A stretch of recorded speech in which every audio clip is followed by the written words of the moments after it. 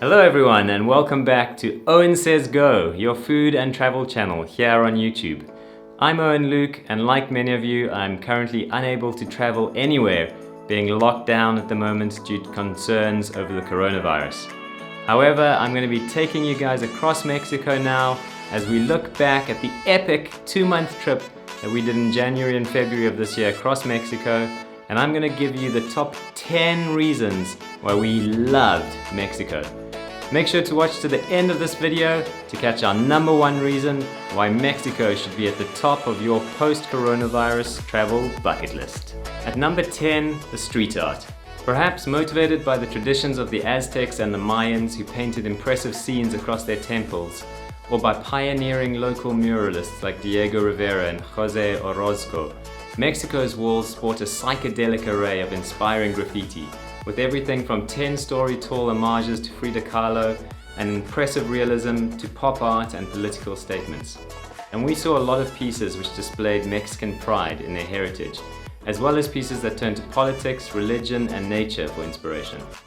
A lot of the artists are active on Instagram and add their handles to their signatures, a great way to discover more of their art. For the most part, we just wandered around and enjoyed the art that we came across, although there were some fantastic examples in Guanajuato that we would have missed without our guided run that we did through that town. At number 9, the Colourful Cities. Arrive in any Mexican city and you'll quickly see that this isn't your average, practical, dreary or cautious space. You won't find a lot of beige, white or grey walls in Mexico, but you will find Pepto-Bismol pink, hot red, royal blue, pastels, neons and a full palette of greens, yellows and orange. Guanajuato is one of the most famously colourful Mexican cities and is particularly spectacular with colourful boxes tumbling down steep hillsides with narrow alleys threatening to touch one another at places like the Alley of the Kiss. But every town we visited had a lot of these fun and fanciful walls, particularly Oaxaca and Campeche. These walls make for amazing photographs, particularly perfect Instagram-ready portraits. At number 8, the Spanish culture. The Spanish arrived in Mexico in 1519 in the form of Hernán Cortés and 600 armed men. While those early conquistadors were ruthless, enslaving and often killing the native population for their gold and silver treasures, the language, culture and customs that they left behind have an enormous impact on what modern Mexico looks like today. Spanish architecture is an obvious legacy of colonization. In many cases, the Spanish actually destroyed the indigenous temples and used the stone to build their cathedrals on the former sites. Examples of this include the Mexico City Metropolitan Cathedral in the Zócalo of Mexico City, which was built on the ruins of the Aztec Templo Mayor, and the Shrine of Our Lady of Remedies in Puebla, built atop the Great Pyramid of Cholula. Spanish colonial Baroque and neoclassical architecture, which dominated in early colonial Mexico, makes up many of the UNESCO-listed buildings in cities like Mexico City and Puebla, while other buildings feature Gothic, like Basilica of Our Lady of Guanajuato, and Art Deco, like the Palacio de Bellas Artes. The Spanish also had a huge effect on Mexican food, as Spanish and Aztec influences melded, bringing Spanish sheep, pigs, and cattle to the local ingredients such as pineapple, avocado, tomatoes, chili, corn, and chocolate. The results are delicious. At reason number 7, the Pre-Hispanic Culture. Mexico has seen the rise and fall of several complex indigenous civilizations that left behind an abundance of ancient ruins, from both the Aztec people that were conquered by the Spanish and the Mayans and others who were there before them. The Mayans developed writing, art, architecture, maths, calendars, and astronomical systems in southeastern Mexico over 1,000 years ago. In the Yucatan Peninsula, one of their cities was Palenque, which covers over a square mile, with up to 90% of the city believed to still rest beneath the jungle. The Aztecs, who dominated central Mexico before the arrival of the Spanish, left behind a legacy of city-states, pyramids, mythological and religious traditions. The Aztecs also left behind the city of Teotihuacan, which was initially built by earlier civilizations and found already in ruins by the Aztecs in the 1400s. At its peak, it supported a population of 200,000 people with multi-story apartments, a 2-mile-long main avenue, and monumental pyramids. If you enjoy the pre-Hispanic history of Mexico, you should definitely visit the amazing National Museum of Anthropology in Mexico City. It's Mexico's largest and most visited museum, and you can see artifacts like the Stone of the Sun and the iconic Xochipilli statue and Mayan artifacts recovered from the sacred cenote at Chichen Itza. When we were outside the Anthropology Museum, and again several times during our trip, we saw the Danza de los Voladares, an ancient Mesoamerican ritual performed by dancers climbing to the top of a 30-meter tall pole and then spinning downwards towards the ground.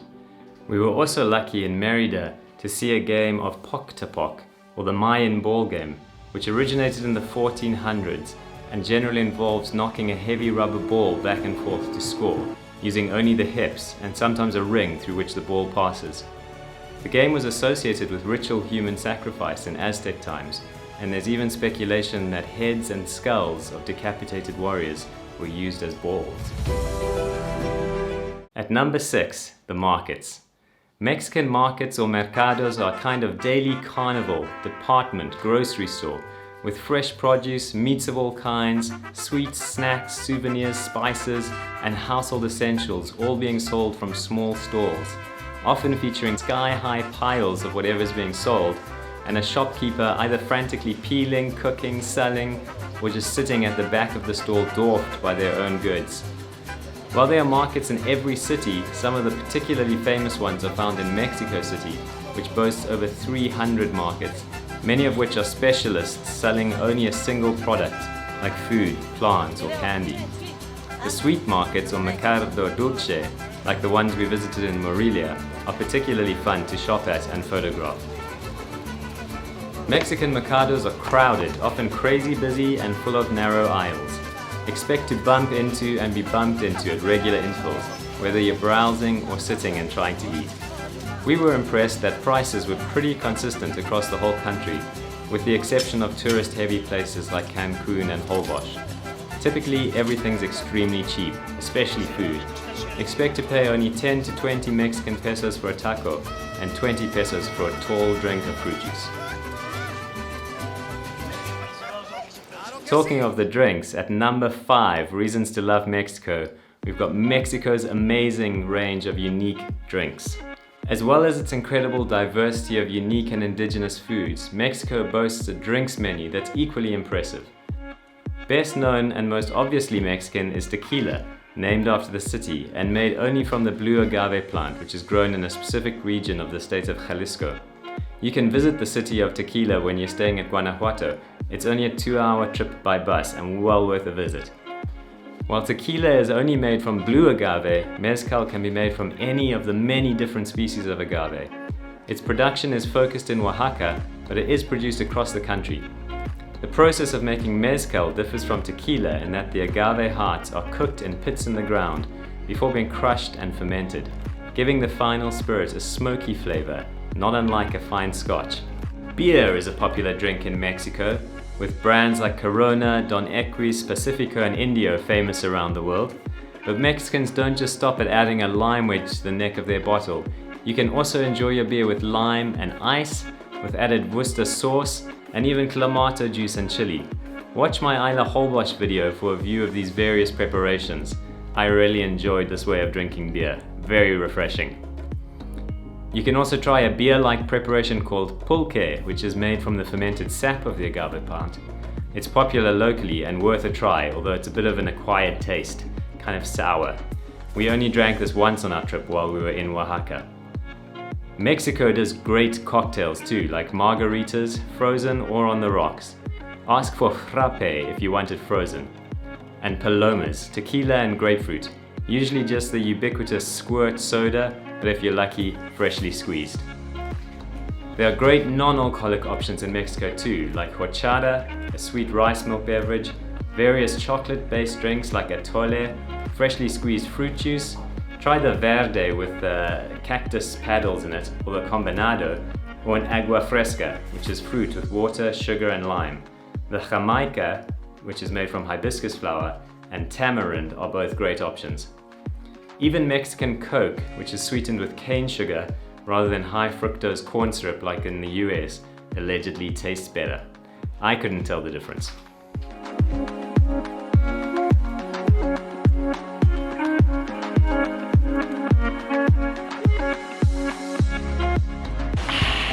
Reason number 4 why we love Mexico: the natural beauty is unbelievable. Mexico's scale and diversity are hard to understand until you've traveled from an arid and empty mountainous region with hillsides covered in cacti to subtropical and rainforest areas near the border with Guatemala. Self-driving has the benefit of stretching out the time that you spend outside of towns and cities, many of which are separated by large distances. On our longest driving day from Oaxaca to San Cristobal, we spent 10 hours on the road.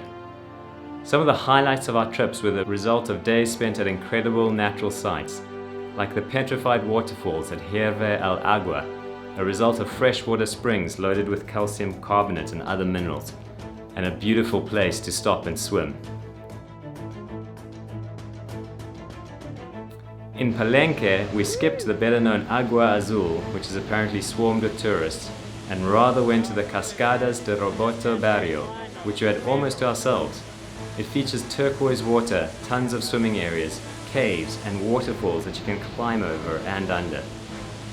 Near San Cristobal de las Casas, we visited the Sumidero Canyon, which is as old as the Grand Canyon in the US, and boasts 1,000-meter tall vertical walls.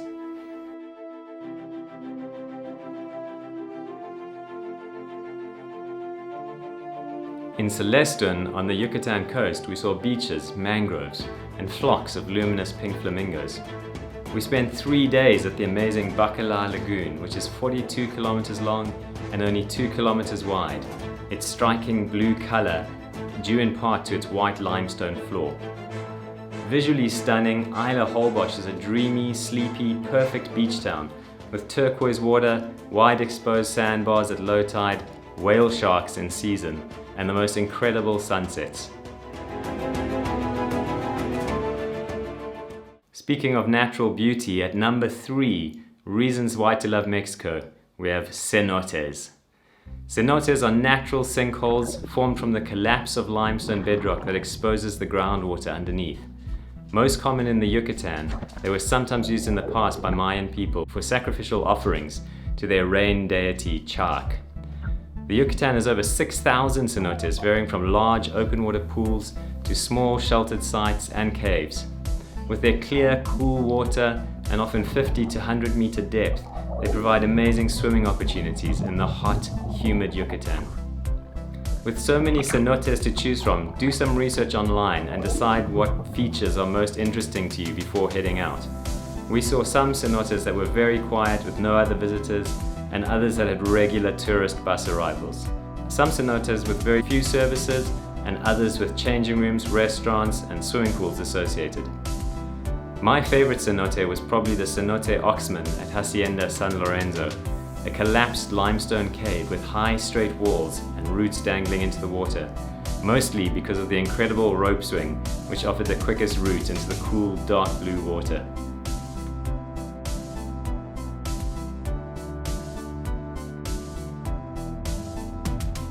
Some cenotes are surrounded only by dry scrub, while others are found as part of lakes or surrounded by thick forest, and we even visited a cenote in the middle of the town of Valladolid.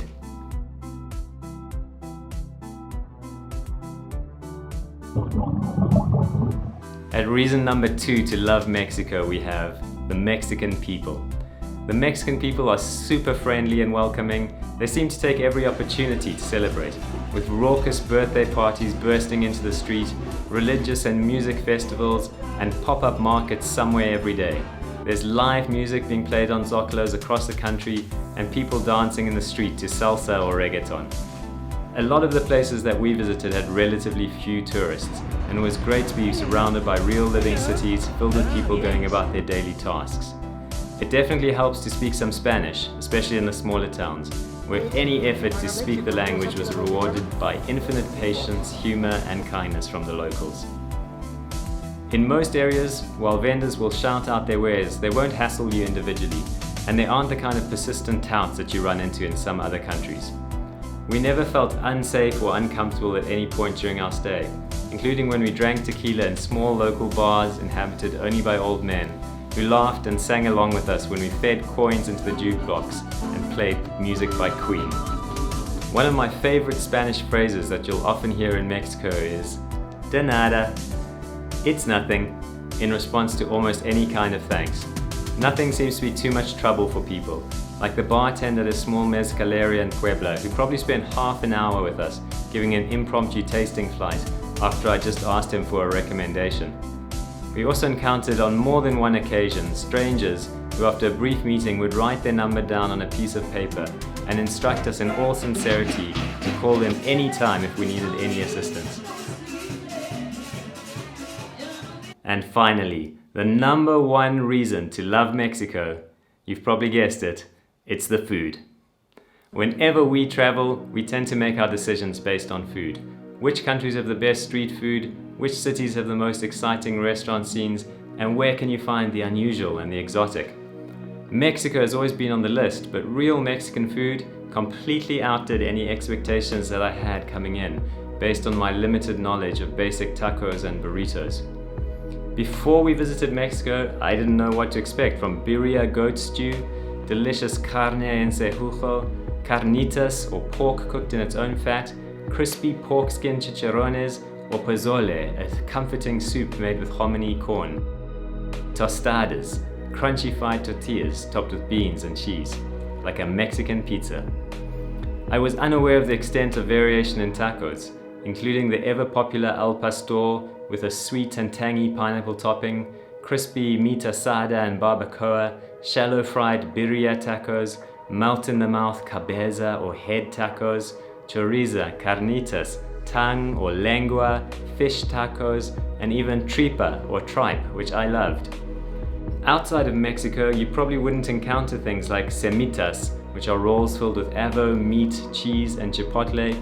Get to eat chilaquiles for breakfast, a corn tortilla chip dish topped with red or green salsa, eggs, cheese, and cream. Or find a torta ahogada, or drowned sandwich. There's also mole with its long list of ingredients, including chocolate and chili, and the crazy prepared Mexican snacks like elote, chapulines, gazpacho, dorilocos. What I would give to be back there right now. I hope this video has given you a lot of inspiration for your next trip post-corona. Stay safe, wash your hands, wear a mask, and don't forget to like and subscribe. Owen says go.